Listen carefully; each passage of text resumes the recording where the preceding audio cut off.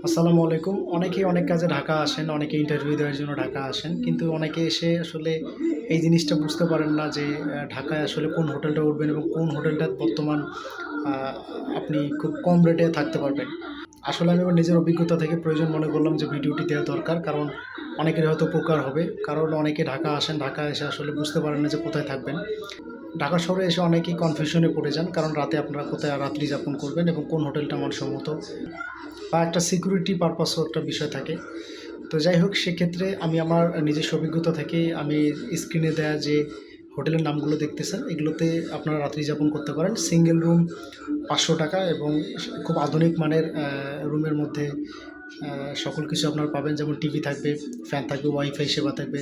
তারপর সিকিউরিটিটাও অনেক স্ট্রং। এখানে ওয়াইফাই আছে এবং হচ্ছে যে আপনার সিসি ক্যামেরা আছে। তো অনেক স্ট্রং সিকিউরিটি। আপনারা আসলে আশা করি আপনাদের ভালো লাগবে।